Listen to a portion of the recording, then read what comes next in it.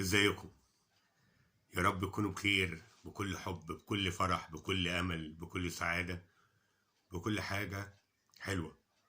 انا قلت بكل سعادة. فعشان كده النهاردة هكلمكم واقول لكم ايه سبب عدم السعادة وايه السعادة. يمكن كلام سمعتوه كتير، بس انا هكلمكم كلام يعني ابسط من اللي ممكن اي حد يقوله. يعني اقول لكم السعادة من منظورها العملي، ازاي الواحد يكون سعيد من المنظور العملي، او من تجارب شخصية ممكن اكون انا مريت بيها، او حد من الناس المقربين مر بيها. يعني حد من المقربين ليا مر بيها. عدم السعادة من وجهة نظري الشخصية، في ناس كتير تقول في عدم الرضا، ان الواحد ما بقاش راضي فما بقاش سعيد. فعلا الواحد احيانا ما بقاش راضي على حياته، مش راضي على الاحلام والطموحات والامال والحاجات اللي هو كان حاططها لنفسه، وكان عنده امل ان هي تتحقق فما تحققش، فما بقاش سعيد. فتلاقي حياته مش متظبطه. ده اكيد. لكن احيانا الواحد ما بقاش سعيد لو ما حسش بالحب، ما حسش بالامان، ما حسش بالتقدير. اصعب حاجه ممكن تخليك مش سعيد مش ان انت معكش فلوس مثلا، او اي حاجه من الحاجات دي ابدا خالص. ممكن واحد يبقى متضايق مش معاه فلوس، الحكايه مأزمه معاه، نفسه يشتري حاجه مش عارف يجيبها، عايز يسافر حته ومش عارف يروح، حاجات تضايقك. لكن السعاده الحقيقيه انك تلاقي ناس بتحبك، ناس بتقولك انت فين، ما تيجي تخرج معانا، ما تيجي تقعد معانا. ناس بدون مقابل بتشوف في عينيها حب. لو حسيت بالحب والامان في عينين الناس هتلاقي نفسك سعيد. وعشان انت سعيد هتبقى عايز تكون سعيد اكتر، فهتحاول تبسطهم عشان يحبوك اكتر عشان تكون سعيد اكتر. حد فاهم حاجه؟ هقولها تاني.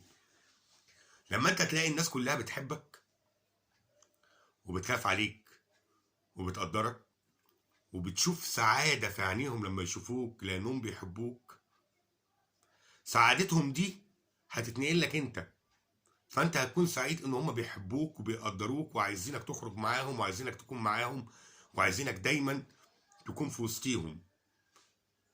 في الوقت دوت انت هتحس قد ايه ان السعادة في وجود الناس اللي بتحبك، في وجود الحب والامان والعطف والرعاية والحنان. الانسان مخلوق اجتماعي، ودايما بيدور على سعادته من خلال الناس اللي حواليه، من خلال دايرته. الدايرة دي دايما بتخليك سعيد، وعشان انت سعيد في وسطيهم، لو انت شخص سوي فهتكون سعادتك ان انت تتفنن ازاي تساعدهم، ان انت ممكن تيجي على نفسك عشان تساعدهم، لان انت المستفاد. لان يوم ما انت هتساعدهم انت هتكون سعيد. فانت دايما بتدور على السعادة من الناس اللي بيحبوك، اللي بيخافوا عليك، اللي حياتهم فيها ابتسامة من وجودك. طب لو فقدت ده مش هكون سعيد، هحس ان في حاجة ناقصاني، هحس اني مش مرغوب فيا. الوحدة صعبة، الوحدة سبب من اسباب الحزن وعدم السعادة.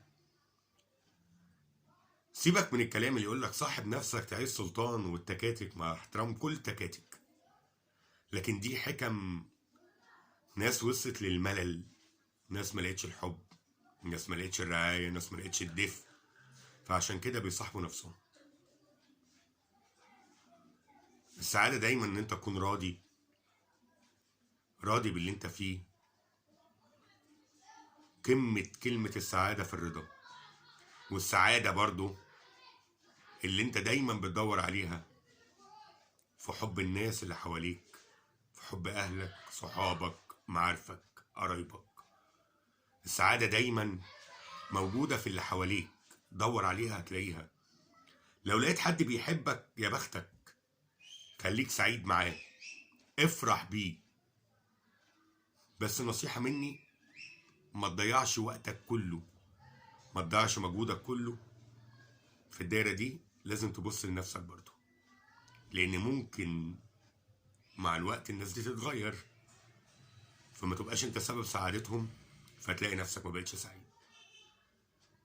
افرح بالناس اللي حواليك، دايرة صعبة انك تفرح بيهم، وبرضه في نفس الوقت تقدر نفسك وتشوف نفسك ايه اللي ممكن تبنيه في نفسك عشان تكون مقبول ومرغوب والناس حباك. السعادة في الرضا، السعادة في الناس اللي بتحبك.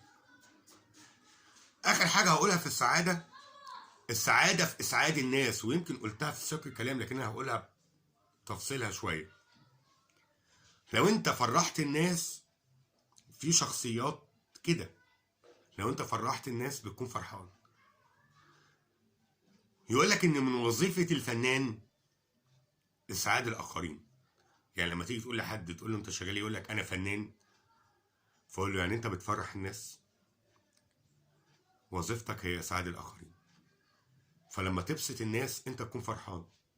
تخيل معايا ان انت في يوم من الايام طبطبت على طفل يتيم، جبت له هديه، قدرته، حنيت عليه، ابتسمت في وش حد كان محتاجه ووقفت جنبه، وشفت ان السعاده في وشه من وقفتك جنبه. ممكن تبقى حاجه بسيطه جدا بالنسبه لك، لكن بالنسبه له حاجه عميقه وحاجه كبيره. ففي الوقت دوت فعلا الشخص ده هيكون سعيد.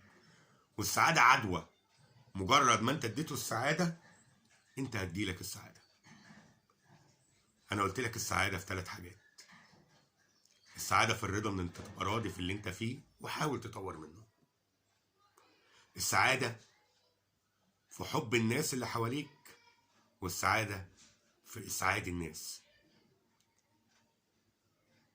ولو ما لقيتش ال3 حاجات دول، يبقوا دول سبب عدم السعاده، سبب عدم الفرح، سبب عدم الارتياح. اصعب حاجه في الدنيا انك ما تبقاش سعيد. افرح بالقليل. صدقني لو جمعت شويه ناس بتحبهم، جبت طبق فول وقعدت تاكل معاهم طبق فول في الشارع وتضحكوا، هتروح سعيد، هتروح مبسوط. السعادة قرار، خد قرارك انك تكون مبسوط بالقليل. خد قرارك انك تبقى عايز تخرج وفي ناس بتحبك وتلمهم وتقعدوا على النيل تجيبوا ترمس، بلاش تجيبوا حاجة، تقعدوا تتكلموا، تقعدوا تضحكوا. السعادة قرار. من فضلك خليك سعيد. خد قرارك وقول انا مبسوط، ما كده كده خربانه، ما انا بقالي سنين زعلان، ما انا بقالي سنين متنكد، انا بقالي كتير قوي في حالة تعب. في الوقت ان انت تاخد فيه قرار السعادة، اول حاجة تعملها تاخد القرار انا عايز اكون مبسوط. تاني حاجة تكون راضي باللي انت فيه عشان تقدر تكون مبسوط. تالت حاجة تدور على الناس اللي بتحبك وتكون في وسطيهم عشان السعادة في اللمة. رابع حاجة واخر حاجة، اسعد اللي حواليك، هتكون سعيد. من كل قلبي اتمنى لك تكون سعيد وتكون فرحان. الحياة قليلة، مفيش وقت تتنكد فيها وتزعل فيها. افرح على قد ما تقدر، افرح بالمتاح ليك، بالقليل. القليل لو فرحت بيه هتبقى مش محتاج الكتير. مش عايز اطول عليك، ويا رب يكون ال4 حاجات اللي قلتهم لك كانوا سبب في سعادتك. السعادة قرار، السعادة في الناس اللي حواليك، السعادة في إسعاد نفسك، إن أنت تساعد الناس. يا رب تكون دايما سعيد، يا رب تكون دايما فرحان. ولو حد شايف إن أنا ما قلتش حاجة المفروض كنت أقولها على السعادة، يا ريت تكتب لي في الكومنتات. اتمناك دايما تكون فرحان ومبسوط وسعيد، وسلام.